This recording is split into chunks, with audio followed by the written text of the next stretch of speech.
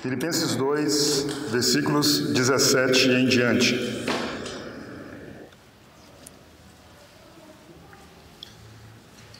Bondoso Deus e amado Pai, mais uma vez agradecidos somos por nos reunir como família, por nos reunir como Teu povo. Agradecemos porque a Tua palavra diz que onde 2 ou 3 estiverem no Teu nome, no nome do Teu amado Filho, o Senhor estará conosco, Ele estaria conosco. A Tua palavra diz que como é bom e agradável viverem unidos os irmãos. Ali ordena o Senhor a sua vida e a sua bênção para sempre. Eis-nos aqui, Senhor. Ordena a Tua bênção sobre a Tua igreja, sobre essa assembleia, sobre os irmãos reunidos, Senhor. Conforta os corações, liberta os corações, liberta as mentes, traz salvação a quem precisa de salvação. Ó Deus, traz vida a quem precisa de vida, Senhor. Traz amor a quem precisa de amor, perdão, misericórdia, Senhor. Abençoa-nos nessa noite. Sejamos instruídos, guardados no poder de Deus, mediante a ação do Espírito Santo. Oramos, ó Deus, em nome de Jesus. Amém. Filipenses 2, 17 em diante. Entretanto, mesmo que seja eu oferecido por libação sobre o sacrifício e serviço da vossa fé, alegro-me e com todos vós me congratulo. Assim vós também, pela mesma razão, alegrai-vos e congratulai-vos comigo. 19. Espero, porém, no Senhor Jesus mandar-vos Timóteo o mais breve possível, a fim de que eu me sinta animado também, tendo conhecimento da vossa situação, porque a ninguém tenho de igual sentimento que sinceramente cuide dos vossos interesses, pois todos eles buscam o que é seu próprio, não o que é de Cristo Jesus. E conheceis o seu caráter provado, pois serviu ao Evangelho junto comigo, como filho ao Pai. Este, com efeito, é quem espero enviar, tão logo tenha eu visto a minha situação.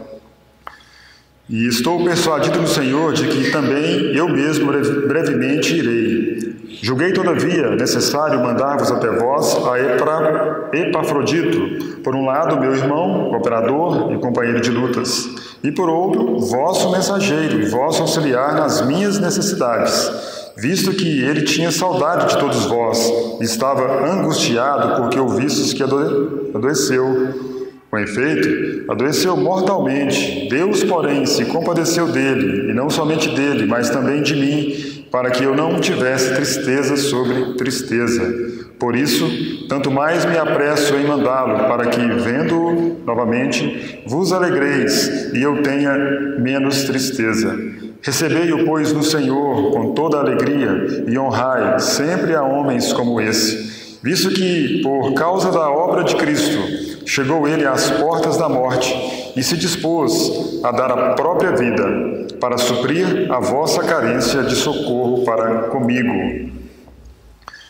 Como disse, ou como diria Martin Lloyd Jones, depois de estudar microscopicamente os versículos do capítulo 1 até esse ponto, vamos agora fazer uma visão macroscópica até o final do capítulo. E nós vamos falar essa noite sobre homens de Deus, sobre homens imitadores de Cristo, homens que têm a mente de Cristo.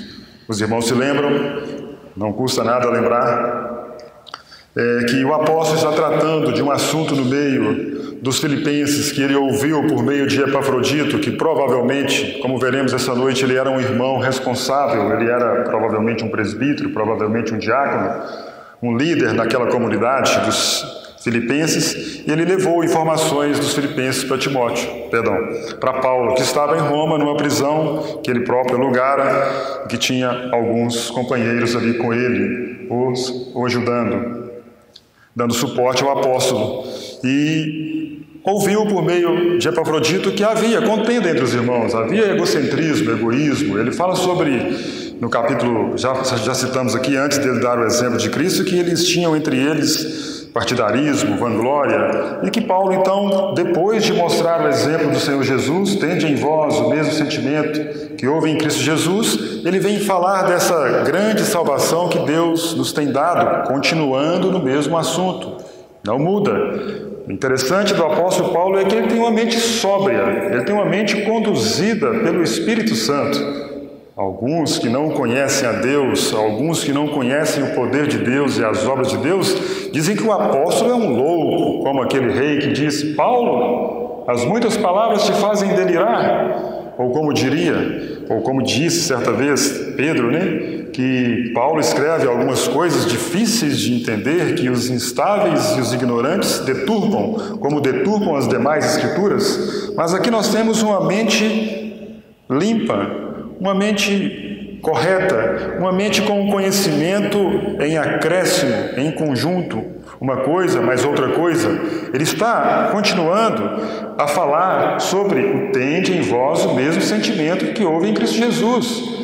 Ele falou sobre o desenvolvimento da salvação, que essa é uma obra feita por Deus. Deus é aquele que efetua em nós tanto o querer quanto o efetuar, que é para nós fazermos todas as coisas, sem murmurações nem contendas, para que sejamos irrepreensíveis, sinceros, filhos de Deus inculpáveis no meio de uma geração pervertida e corrupta, na qual resplandecemos como luzeiros do mundo. Mas ele continua no mesmo assunto. E agora, uma vez, ele tendo dado o exemplo de Cristo, que é aquele que ele começou nos versículos anteriores, falando da sua humilhação, da sua exaltação, ele agora vai dar exemplos humanos, daqueles que têm a mente de Cristo, daqueles que são, de fato, imitadores de Cristo, daqueles que, como ele diz aí no capítulo 2, que consideram os outros superiores a si mesmo, daqueles que buscam o interesse dos outros, não necessariamente os seus próprios interesses.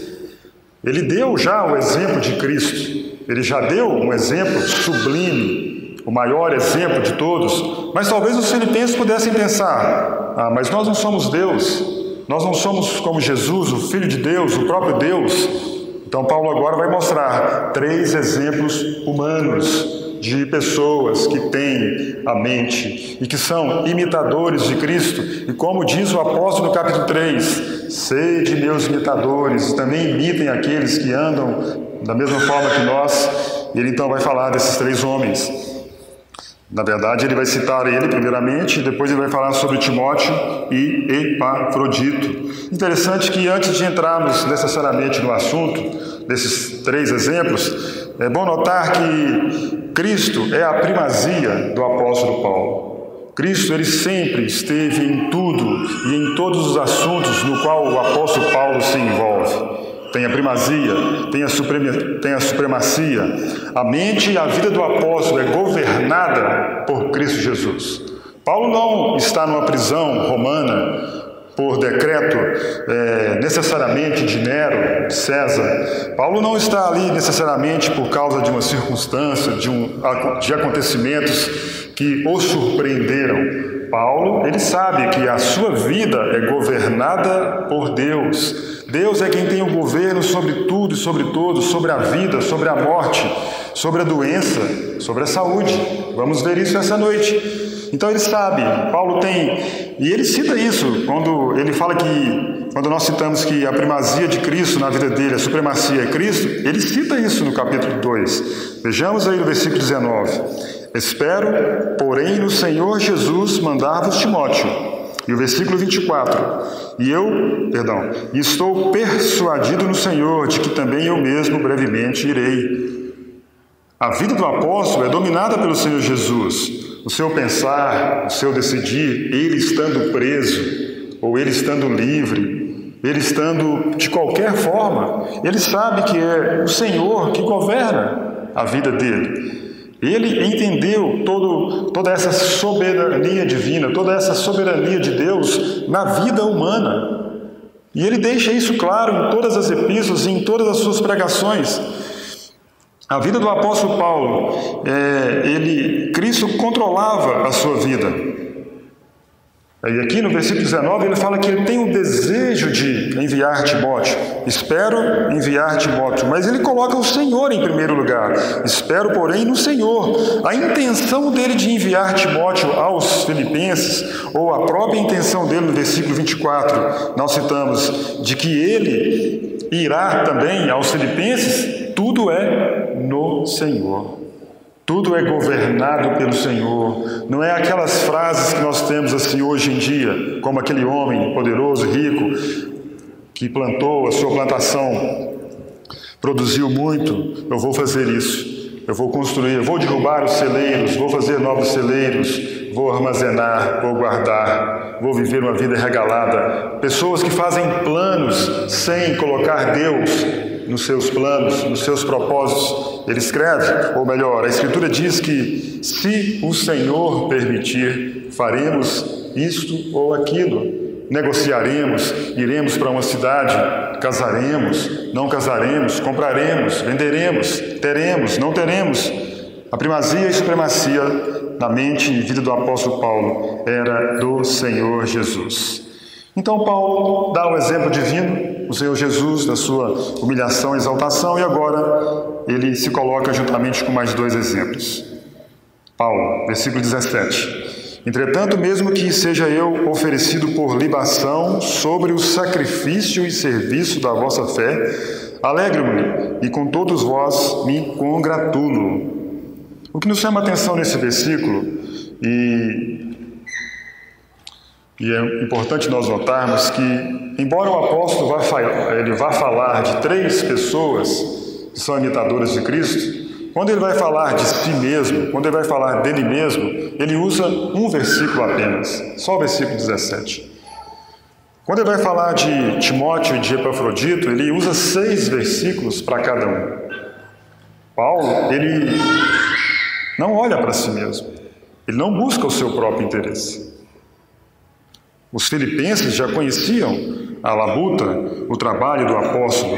Os filipenses já conheciam a vida e a entrega que o apóstolo tinha quando esteve no meio deles, quando esteve depois novamente com eles, a preocupação que ele tinha com cada irmão ali em Filipos. E quando ele vai falar sobre os filipenses e que ele vai se entregar como uma libação, usando a si próprio como exemplo, ele só usa um versículo. Ele não enaltece a si mesmo, ele não faz propaganda, ele não põe um outdoor, olha, você sabe o tanto que eu derramei, o tanto que eu orei, o tanto que eu jejuei, o tanto que eu fiz por vocês. Não. Ele diz aí, entretanto, mesmo que eu seja oferecido por libação, e a palavra usada pelo apóstolo aí é que ele considera a vida cristã e o serviço cristão como um sacrifício oferecido a Deus. Na verdade, essa palavra libação, usada no Velho Testamento, lá em Números 15 fala sobre isso, ela diz respeito a existem sacrifícios, existem ofertas, e juntamente com esses sacrifícios e ofertas, tem uma parte que é a libação, que pode ser sangue, em alguns casos, e pode ser vinho, em alguns casos. Era uma parte da oferta e do sacrifício levado a Deus. E o que ele está colocando aqui é o seguinte, ele está dizendo que os filipenses, eles já têm o sacrifício da fé, eles já têm o serviço da fé. Ou seja, o sacrifício dos filipenses e a oferta dos filipenses, Deus já vai receber. E ele está se colocando como uma parte pequena em toda aquela oferta dos filipenses diante de Deus. Mais ou menos assim, olha, se eu tiver uma pequena parte nessa entrega de vocês a Deus, eu já estou satisfeito. Eu participo dessa oferta como uma libação, como uma pequena coisa, como um vinho derramado no final da oferta para que Deus receba. Irmãos, vejam que ele se coloca de lado e enaltece os filipenses, ele eleva os outros, ele busca os interesses dos outros. Ele coloca o outro na frente de si mesmo. Ele não puxa sardinha, ou não puxa farinha para o seu pirão, ou não busca as coisas para si mesmo.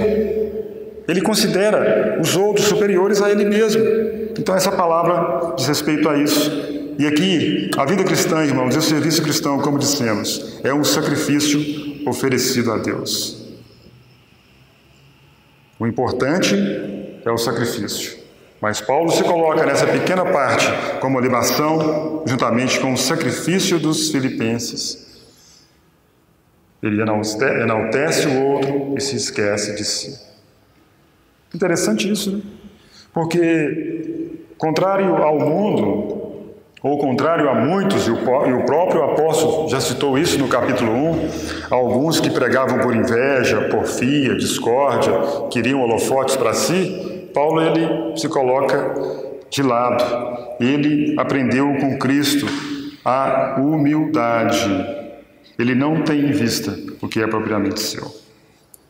E aqui também nós podemos aprender que os cristãos são como essa libação, como essa oferta a Deus. Os irmãos se lembram que Paulo, quando escreveu a sua segunda epístola a Timóteo, ele diz assim: quanto a mim, estou sendo já oferecido por libação, e o tempo da minha chegada, e o tempo da minha partida é próximo. Ele estava no fim da vida dele, mas a vida dele era como uma oferta a Deus, como um sacrifício a Deus. É uma vida derramada e oferecida a Deus como um aroma, uma oferta agradável. E ele não muda o seu pensamento escrevendo, quer seja para Timóteo, quer seja para os filipenses, quer seja para qualquer igreja. Os irmãos se lembram quando ele escreve para os romanos: rogo-vos, pois, irmãos, que apresenteis os vossos corpos como sacrifício vivo, santo e agradável a Deus, que é o vosso culto racional. E não vos conformeis com esse século, mas transformai-vos pela renovação da vossa mente, para que experimenteis qual seja a boa, agradável e perfeita vontade de Deus. Paulo sabe que a vida do cristão é um sacrifício vivo, santo e agradável a Deus, um culto.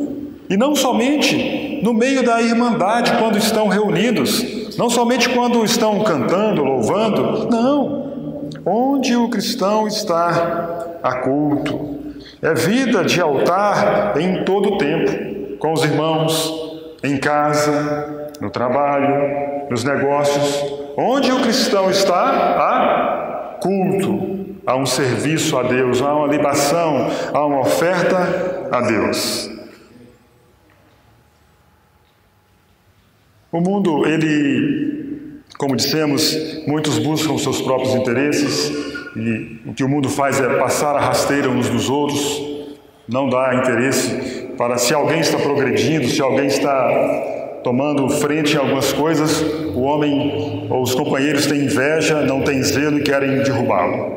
Mas há uma história interessante no mundo que ilustra bem buscar os interesses dos outros ou como que ficar em segundo lugar. É a história de... Daqui a pouco eu falo o nome. Todos os jovens, todos nós que estudamos, fizemos aí o segundo e o terceiro grau, nós estudamos a vida de um homem ou as coisas que determinado homem fez. O nome dele era Isaac Newton. Todos aqui conhecem, provavelmente, já ouviram falar sobre Isaac Newton.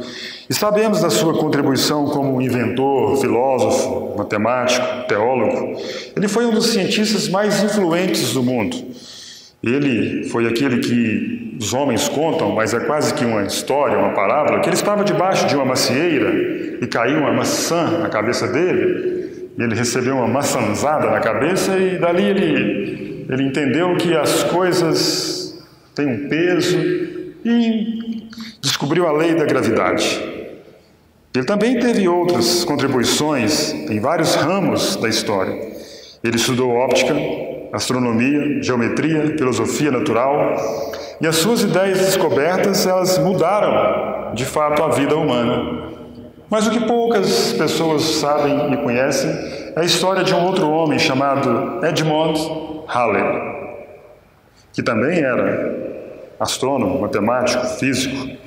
Ele era um grande amigo de Newton.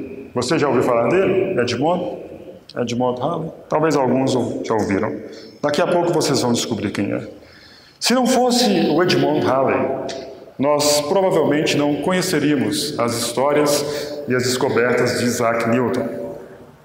Porque ele desafiou Newton a ponderar as suas noções iniciais, as suas descobertas. Ele foi quem corrigiu os erros matemáticos de Newton. Foi ele quem encorajou Newton a escrever os princípios matemáticos da filosofia natural. Ele editou e financiou escritos de Newton. Ele ajudou Newton a publicar as suas 3 leis da mecânica. Mas ele contentou-se com o segundo lugar. O nome dele, ou ele é mais conhecido como Halley, aquele que estudou os cometas, que estudou as estrelas e descobriu o cometa Halley, que aparece de 76 em 76 anos. Os historiadores dizem que este é o maior exemplo, ou o exemplo mais altruísta dos anais científicos. Halley não se importava em quem recebia o elogio, ele não se importava em quem recebia o crédito. A sua missão era avançar a causa científica. E é o que Paulo está querendo mostrar aqui nos exemplos que ele vai dar. Ele tem um versículo, fala dele, como oferta pelos filipenses, mas ele vai mostrar agora Timóteo e Epafrodito, esses homens que parece que estão em segundo plano, se nós olharmos hoje em relação ao apóstolo, mas que são tão importantes quanto. Nós temos também a nossa missão, como diz o apóstolo no capítulo 1, fazer ou contribuir para o progresso do Evangelho. Paulo disse que as coisas que aconteceram a ele tinham levado ao progresso do Evangelho. E nós, a nossa missão, tudo que nos acontece, é fazer também com que o Evangelho tenha progresso. Mas muitas vezes nós olhamos para nós mesmos, para as nossas necessidades, para aquilo que nos é importante e esquecemos dos irmãos, da causa dos irmãos. De repente, um exemplo simples, aconteceu essa semana. Entendam, não quero colocar peso sobre ninguém, jamais isso. Quantos foram no velório do avô do Fernando? Eu não sei quantos. Quantos mandaram mensagem de conforto e de consolo para o Fernando? Eu não sei quantos. Mas espera aí, mas eu não tive tempo, eu estava trabalhando, eu lembrei, eu vi a mensagem, mas me esqueci. Espera, você estava envolvido com as coisas suas, com os seus interesses, com a sua casa, com os seus negócios, e não dedicou um pequeno tempo para sequer enviar uma mensagem, ou passar lá e pegar na mão do irmão, ou dar um aceno de longe, nesses tempos de pandemia. Buscar os interesses dos outros. E ele vai citar então agora Timóteo, versículo 19. Espero, porém, no Senhor Jesus mandar-vos Timóteo o mais breve possível, a fim de que eu me sinta animado também, tendo conhecimento da vossa situação. Porque ninguém tem de igual sentimento que, sinceramente, cuide dos vossos interesses. Pois todos eles buscam o que é seu próprio, não o que é de Cristo Jesus. E conheceis o seu caráter provado, pois serviu ao Evangelho junto comigo, como filho ao Pai. Este, com efeito, é quem espero enviar. Então logo tenha eu visto a minha situação. Estou persuadido no Senhor de que também eu mesmo brevemente irei. Timóteo. O nome dele significa quem honra a Deus, ou honrado por Deus. Quem era esse jovem? Quem é esse moço que nós conhecemos das Escrituras? A Bíblia, Paulo fala sobre ele que ele era um moço, né? Ninguém despreza a sua mocidade. Ele era um jovem. Vamos lembrar um pouco da história de que a Bíblia fala sobre esse jovem Timóteo. Porque Paulo está fazendo uma grande recomendação aos filipenses sobre esse seu colaborador, sobre esse seu companheiro, que buscava os interesses do Filipenses, que buscava os interesses do próprio apóstolo Paulo. Na verdade, ele estava buscando os próprios interesses de Cristo. Tende em vós o mesmo sentimento que houve em Cristo Jesus. Timóteo, ele é mencionado no livro de Atos. Na verdade, os historiadores dizem que na primeira viagem missionária do apóstolo, quando ele esteve em Listra e teve ali um acontecimento de a cura de um coxo, e os homens daquela cidade, então, pegaram Barnabé e Saulo e queriam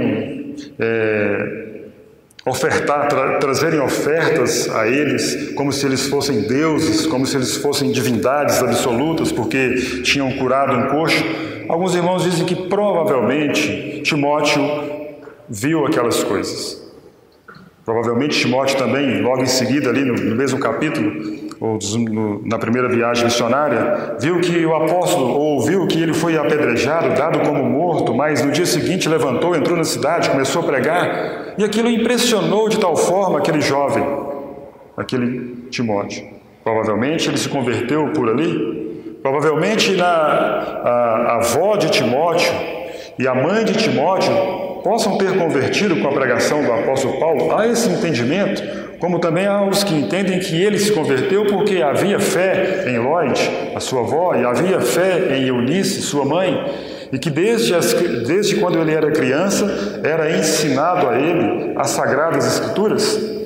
O fato é que esse jovem, ele se envolveu na obra missionária, lá em Atos capítulo 16, na segunda viagem missionária do apóstolo, quando ele vai para Filipos pregar o Evangelho. Então, Timóteo desce com Paulo.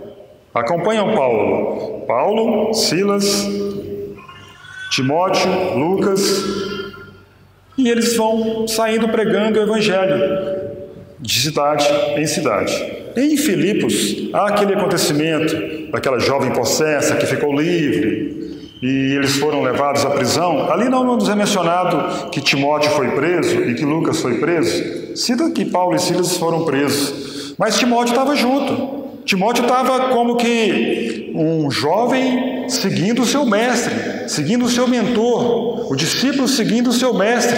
Ele viu todas as coisas que Deus estava fazendo por meio do apóstolo Paulo e não o abandonou, sempre estava com ele. Irmãos, desse engajamento, desse discipulado, o Timóteo é citado 24 vezes no Novo Testamento. 24 vezes ele é citado. Paulo cita ele como um amado filho fiel no Senhor, como verdadeiro filho na fé e outras características. Mas o interessante é que antes disso tudo, antes de Paulo se unir a Timóteo, havia uma grande barreira. Qual era? Timóteo não era 100% judeu. Timóteo era filho de uma mãe judia e de um pai grego. E naquele contexto de judeus e gentios, para quem era filho de um grego e de um gentio, era pior do que se fosse totalmente gentio. Eram piores do que os cães, piores pessoas do mundo. Mas nós vemos a transformação que há do Evangelho, tanto na vida do apóstolo Paulo, quanto na vida do servo Timóteo. Eles agora vão andar juntos e vejam as recomendações que o apóstolo dá desse homem para a igreja dos Filipenses ou para os irmãos em Filipos. Porque, versículo 20, porque a ninguém tenho de igual sentimento. Naquele momento, que Paulo estava na prisão em Roma e precisava de alguém que fosse enviado aos filipenses para confortar os filipenses, Paulo tinha alguém igual a ele, um alter ego, como diz, um paráclito igual a ele. Porque a palavra aí, ninguém tem de igual sentimento, é mesma alma, mesma mente, algo em comum, iguais pensamentos, mesmo coração, mesmo sentimento, mesmo zelo. Mas alguém poderia perguntar, mas cadê Silas? Cadê Epáfras? Cadê Onésimo? Cadê outros? Não, Paulo está dizendo que naquele momento que ele estava em Roma, muitos em Roma buscavam os seus próprios interesses. Buscavam o seu próprio status, pregavam a Cristo já citamos aqui, inveja, porfia, discórdia, buscavam os seus próprios interesses. Ele não está citando esses seus companheiros, como Lucas, como Epafrodito, como outros, não. Ele está citando alguns que se esquecem dos outros. Mas o Timóteo, ele tem o mesmo zelo, o mesmo sentimento, a mesma força, o mesmo amor por vocês, filipenses. E eu tenho que mandar ele. Ninguém tem de igual sentimento que sinceramente cuide dos vossos interesses. Irmãos, como esse jovem aprendeu aos pés de Paulo. Como esse jovem tímido, esse moço tímido, esse moço às vezes novo, ou às vezes, como dizem em uma epístola, constantes enfermidades, e ele serve fielmente ao apóstolo, e ele agora é recomendado pelo apóstolo. Irmãos, imaginemos nós. Vamos aqui devagar um pouco. Paulo e Timóteo, eles viajavam juntos. E muito, viajaram muito. Naquela época não era que você pegava um avião e em 2 horas estava no seu destino, não. Era numa carruagem, era num cavalo, num jumento, a pé. Pensem no discipulado que esse jovem teve com o apóstolo. Um comentarista disse que, afora os 12 que estavam com Jesus, nenhum outro teve uma instrução e um aprendizado tão equilibrado e profundo, ou um profundo curso teológico como esse jovem com o seu mestre. Pensem quantas histórias. Passavam em determinadas cidades e o apóstolo contava algumas experiências que ele teve ali. Quanta doutrina, quanta teologia pura. Entendam? Teologia pura. Não é nada, não é uma suposição de que Deus existe, não existe, quem é Deus, quem é Jesus, quem é o Espírito Santo, não existe trindade, não existe... Não! Um curso de teologia pura, com o seu mestre, e ele está ali aos pés, aprendendo. O interessante é que Paulo, para te dizer que não tenho, porque a ninguém tenho de igual sentimento que sinceramente cuide dos vossos interesses, ele sabia, ele instruiu e já tinha visto em Timóteo tudo aquilo. Abram por um instante Atos capítulo 16.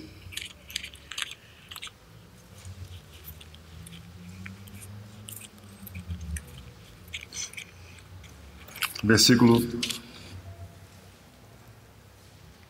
1 em diante.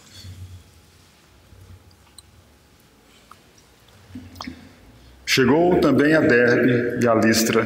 Havia ali um discípulo chamado Timóteo, filho de uma judia crente, mas de pai grego. Dele davam bom testemunho os irmãos em Listra e Icônio. Foi a partir daqui que o Timóteo começou a seguir, andar com Paulo. Mas vejam que os irmãos já davam bom testemunho. Deles davam bom testemunho os irmãos em Listra e Icônio. Paulo então pode recomendar esse irmão, pode falar para os filipenses: olha, se teve alguém dentre os que eu tenho no momento que eu posso mandar para vocês, é Timóteo. Timóteo, eu tenho ele em grande estima, porque ele foi aquele que praticamente abafou os seus interesses. Praticamente ele deixou tudo aquilo que ele poderia ter neste mundo para cuidar dos interesses de vocês, para cuidar dos interesses de Cristo. Irmãos, na história nós não ouvimos dizer que Timóteo casou, que Timóteo constituiu uma família, que Timóteo teve posses, que Timóteo...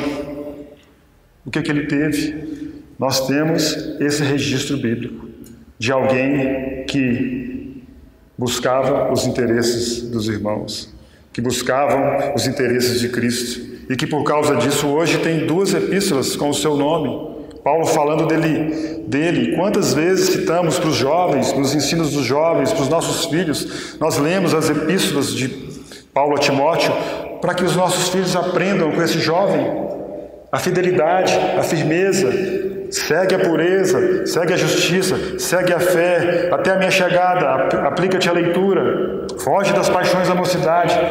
Olha, porque ele tinha tudo isso. Ele buscava os interesses dos irmãos. Sinceramente, cuide dos vossos interesses. Versículo 21, pois todos eles buscam o que é seu próprio, não o que é de Cristo Jesus, e conheceis o seu caráter provado. Caráter provado. Tinha um bom testemunho dos irmãos, já lemos. Aqueles que tinham contato com Timóteo sabiam da sua vida, sabiam da sua pureza, sabiam da sua piedade, da sua busca a Deus, sabia do seu caráter provado. A palavra diz respeito a uma qualidade comprovada. É como se alguém tivesse feito um teste para que, vê se, pensem bem numa indústria que faz um teste com uma peça, para ver se aquela peça não vai ter problema no futuro. O motor de um carro, ele tem que ser testado, tem que ter um funcionamento correto, tem que ser aprovado. Esse foi Timóteo. Quando ele acompanhou o apóstolo teve toda essa percepção de Timóteo. E ele agora tem o caráter provado. Na verdade, quando Paulo escreve a ele diz assim: procura te apresentar a Deus aprovado. Porque o caráter provado e a aprovação, irmãos, não é uma coisa estática que acontece de uma vez. Existe o desenvolvimento da salvação. Esse caráter aprovado é no dia a dia, mas aqui ele diz: ele tem uma qualidade comprovada. Ele já foi testado, viu, Filipenses? Pode receber esse jovem aí, pode receber esse filho meu aí. Ele serviu ao Evangelho, diz o versículo 22 ainda. Serviu ao Evangelho, junto comigo, como um filho ao Pai. Serviu na obra missionária. Quando Timóteo ingressou nessa carreira missionária juntamente com o apóstolo Paulo, não pensem vocês que, como muitos pensam, agora vai ser só glória, agora vai ser só poder, só oração de expulsar demônio, de curas, de andar sobre as águas. Não! Mal ele sabia que logo ali no primeiro combate já teria perseguições, já teria prisões, já teria fome. Talvez uma ou outra vez fizeram um churrasco, comeram um peixe frito, mas ele sabia que era para a luta, que era para servir ao Evangelho. Não era para servir a si mesmo, para os seus interesses. Eu tenho que casar. Eu tenho que constituir família. Eu tenho que seguir carreira. Não, eu tenho que servir ao Evangelho. Ele acompanhou Paulo na segunda viagem missionária, na terceira viagem missionária. Cuidou das igrejas. Paulo quando escreve a primeira epístola a Timóteo, ele fala assim: olha, eu te recomendei que você ficasse em Éfeso para colocar as coisas em ordem. Paulo, ele confiava em Timóteo para muitas e muitas coisas. Irmãos, o seu mestre pode confiar em você? O seu mestre pode dizer de você que a ninguém tem igual sentimento que sinceramente cuide dos vossos interesses? O seu mestre pode dizer que você busca os interesses que é dele?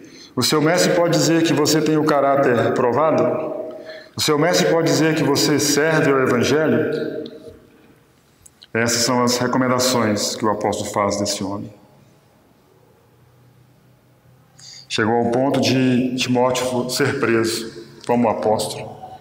Hebreus 13 fala que ele foi preso, mas depois foi colocado em liberdade, porque o discípulo é igual ao seu mestre. Ele aprendeu a lição. E Paulo está dizendo: olha, eu vou enviar Timóteo para vocês, filipenses. Possam vocês recebê-los. Ele tem o mesmo sentimento, o mesmo zelo do que eu. Versículo 25. Julguei, todavia, necessário mandar até vós a Epafrodito, por um lado meu irmão, cooperador e companheiro de lutas, e por outro vosso mensageiro e vosso auxiliar nas minhas necessidades. Eis aí outro, homem de Deus, eis aí outro, homem, imitador de Cristo, que tem a mente de Cristo, Epafrodito. Capítulo 4, versículo 18.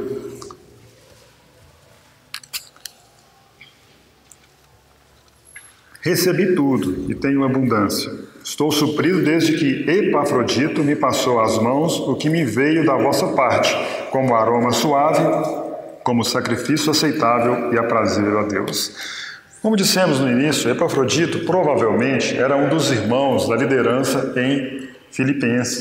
em Filipos. Provavelmente ele era um presbítero e um diácono. Lembra que no capítulo 1, Paulo fala assim, escrevendo a eles: inclusive bispos e diáconos. Nós já falamos sobre isso. Capítulo 1, versículo 1. Paulo e Timóteo, servos de Cristo Jesus, a todos os santos em Cristo Jesus, inclusive bispos e diáconos que vivem em Filipos. A igreja de Filipos enviou Epafrodito a Roma para levar uma oferta para o apóstolo e também para servir de oferta ao apóstolo, no cuidado dele na prisão. Paulo estava numa prisão, ele tinha que pagar por estar preso. Não é hoje igual o Estado brasileiro que paga para os bandidos ficarem presos, receberem salários por estarem presos e mordomia, não. Ali tinha que pagar a prisão, estar acorrentado a soldados. E a igreja de Filipos, então, envia Epafrodito para levar uma oferta, dinheiro para o apóstolo e também como oferta de cuidar do apóstolo. Só que provavelmente no meio do caminho, entre Filipos e Roma, ele possa ter contraído tifo, ou tifoide, ou cólera, ou malária, e os irmãos filipenses ficaram sabendo que ele ficou doente. Quando ele chegou em Roma, ele ficou doente, estava ali próximo do apóstolo Paulo, e chegaram notícias então a Filipos: olha, o Epafrodito está doente. Daqui a pouco nós vamos ver mais sobre isso.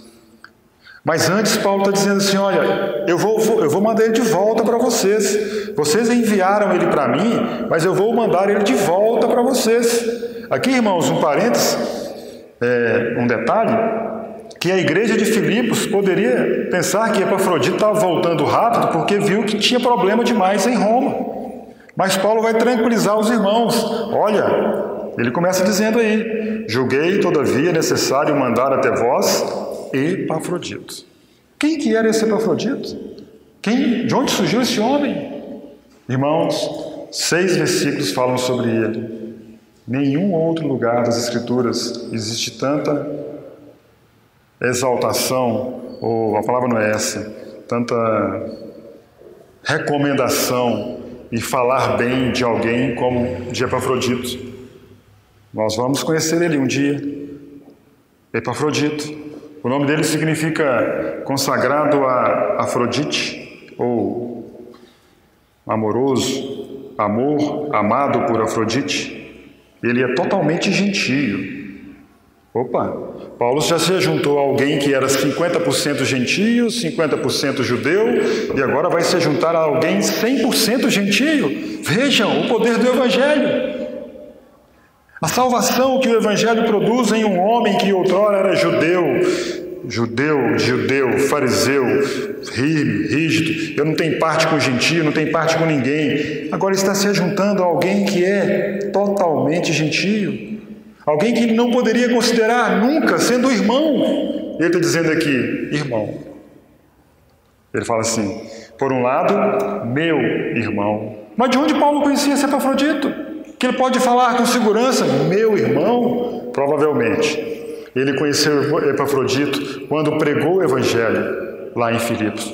Nós não sabemos disso. Mas o certo é que esteve, ainda que não tenha sido assim, que Epafrodito ficou pouco tempo com o apóstolo. Ah, irmãos, tiveram uma comunhão que ele poderia olhar nos olhos e falar assim: meu irmão. Epafrodito é meu irmão. Todos somos filhos de Deus, não porque pertencemos a uma instituição, não porque pertencemos a um ajuntamento, a uma sociedade. Nós somos filhos de Deus em Cristo Jesus. Irmãos, nós deveríamos lembrar disso. Eu tenho que me lembrar que você é meu irmão em Cristo Jesus.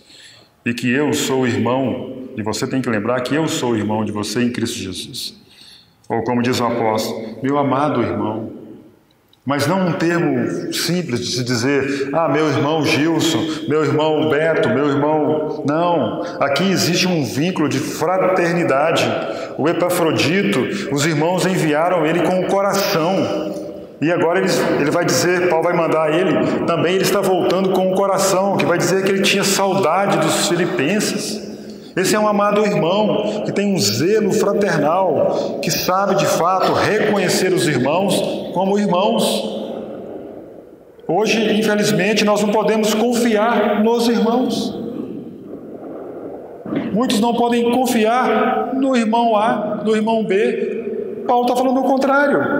Eu vou mandar até vocês Epafrodito, meu irmão. E ele diz mais, cooperador, ou seja, um colega de trabalho, alguém que está comigo servindo ao Evangelho. vocês o enviaram, ele está comigo, esteve comigo, e ele é um cooperador. Ele não é aquele que fica de braços cruzados na sua casa, buscando o seu interesse.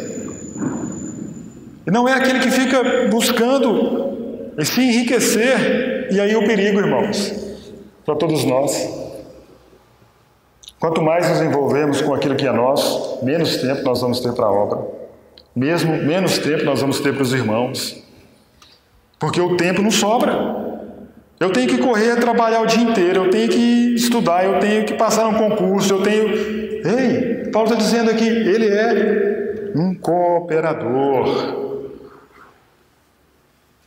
Alguém que está junto na batalha. A Bíblia diz em 1 Coríntios 3,9, porque de Deus somos cooperadores, e Paulo também diz aí, ele é um companheiro de lutas, um companheiro de armas, um companheiro de combate. Quantas lutas temos? Lutas contra o mundo, contra a carne, contra o diabo, contra heresias, contra doutrinas estranhas. Mas ele está dizendo aí, o Epafrodito é um companheiro de lutas.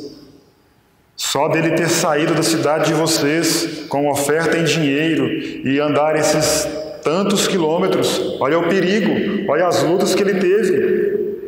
Paulo poderia citar o que ele disse aqui em o que ele escreveu em 1 Coríntios sobre Epafrodito, em perigos entre os salteadores.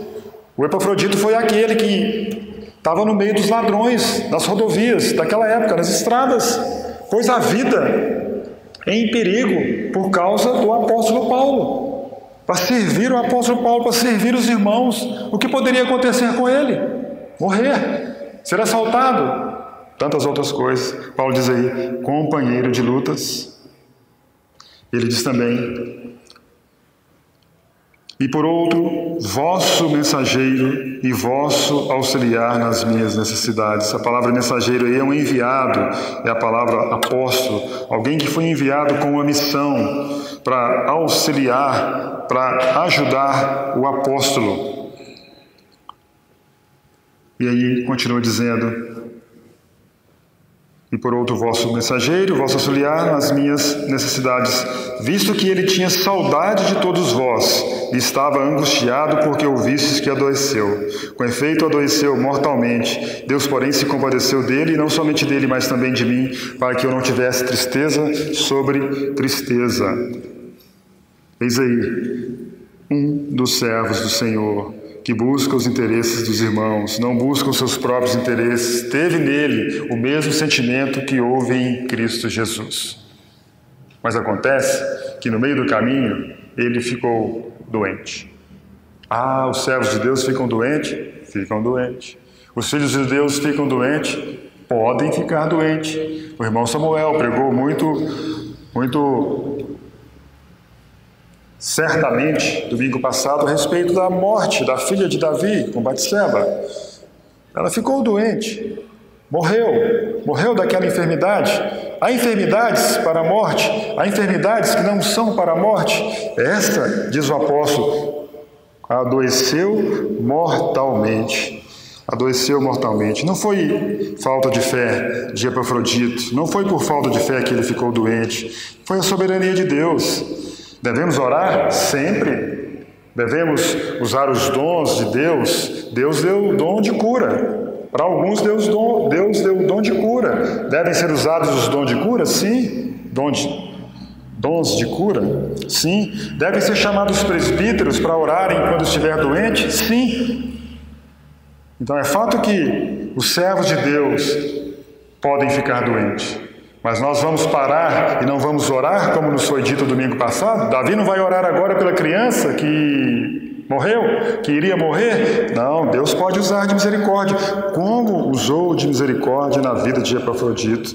Versículo 27, com efeito adoeceu mortalmente, Deus, porém, se compadeceu dele, e não somente dele, mas também de mim, para que eu não tivesse tristeza sobre tristeza. O cristão então fica triste também? Fica. Então Paulo está dizendo tristeza sobre tristeza. Uai, mas que contradições são essas, Paulo? Você falou que no capítulo 1 que o morrer é lucro. Estar com Cristo é incomparavelmente melhor. Irmãos, o fato é que a vida cristã neste mundo continua até nós entrarmos nos portais eternos.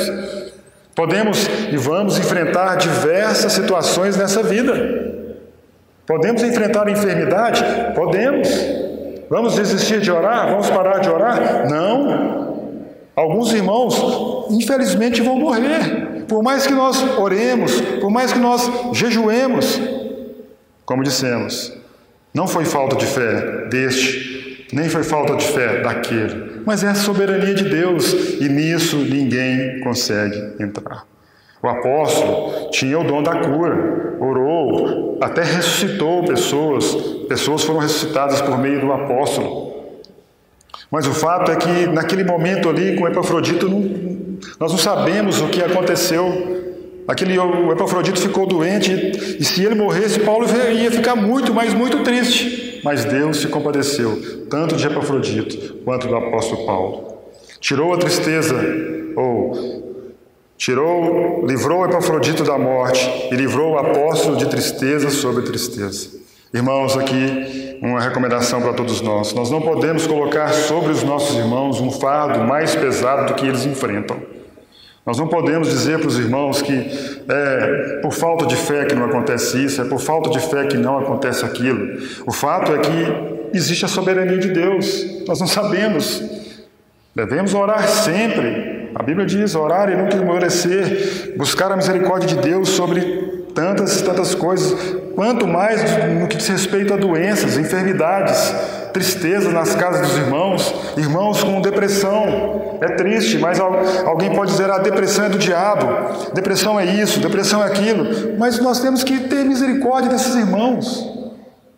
O apóstolo Paulo teve misericórdia do Epafrodito, certamente nós não sabemos se estava na prisão, naquela casa. Quanta tribulação teve o apóstolo vendo aquele irmão quase que sucumbir à morte.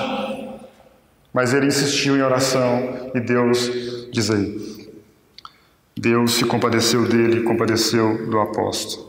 Por isso, tanto mais me apresso em mandá-lo, para que versículo 28, vendo novamente vos alegreis e eu tenha menos tristeza. Recebei-o, pois, o Senhor com toda alegria e honrai sempre a homens como esse. Visto que por causa da obra de Cristo chegou eles às portas da morte e se dispôs a dar a própria vida para suprir a vossa carência de socorro para comigo. Sabe o que está dizendo aqui? Conforme os comentários e conforme essa frase aqui, dispôs a dar a sua própria vida para suprir a vossa carência de socorro para comigo. Existe uma palavra ligada ao texto que ela se chama paraboleomai. Paraboleomai. É um termo usado naquela época para alguém que arriscava em jogos. Hoje é traduzido como os parabolanos. Os parabolanos são aquelas pessoas, ou uma irmandade do primeiro século, que nasceu no primeiro século, que se encarregavam de cuidar dos enfermos e de enterrar os mortos. O que Epafrodito fez, indo a Roma cuidar do apóstolo Paulo, é se entregar à morte. É mais ou menos assim, se eu for e morrer, não tem problema. Eu estou arriscando. Eu sou como esses homens que se encarregam de cuidar dos enfermos e de enterrar os mortos. Talvez eu pegue uma praga, talvez eu fique doente, talvez eu morra. Mas está dizendo aí que é no versículo 30, visto que por causa da obra de Cristo. Essa aposta que ele fez de sair de Filipos e ir a Roma e ajudar o apóstolo, ainda que ele morresse, foi por causa da obra de Cristo. Ele tinha o entendimento que ele estava servindo ao próprio Deus. Irmãos, nós sabemos a história, quantos irmãos enfrentaram ou foram para o campo no meio de leprosos pregarem o Evangelho. Quantos irmãos foram para o meio de doenças endêmicas pregar o Evangelho? E qual o fim deles? Morreram por causa da obra de Cristo. E alguém poderia dizer, você é um inconsequente, você é um louco. Mas quantas pessoas foram salvas? Quantas pessoas foram salvas? Talvez nós estamos aqui fruto de um trabalho desse parabolano, desse alguém que, por causa da obra de Cristo, foi para o meio dos doentes, dos enfermos, morreu, mas alguém foi salvo, foi curado, e o Evangelho chegou até nós. Honrai sempre a homens como esse. Capítulo 3, versículo 17. Irmãos, sede imitadores meus e observai os que andam segundo o modelo que tendes em nós. Irmãos, sede imitadores meus e observai os que andam segundo o modelo que tendes em nós. Eis aí, Paulo, Timóteo e Epafrodito. Imitemos os bons, porque certamente eles imitaram o bom. Eles tiveram o mesmo sentimento que houve em Cristo Jesus.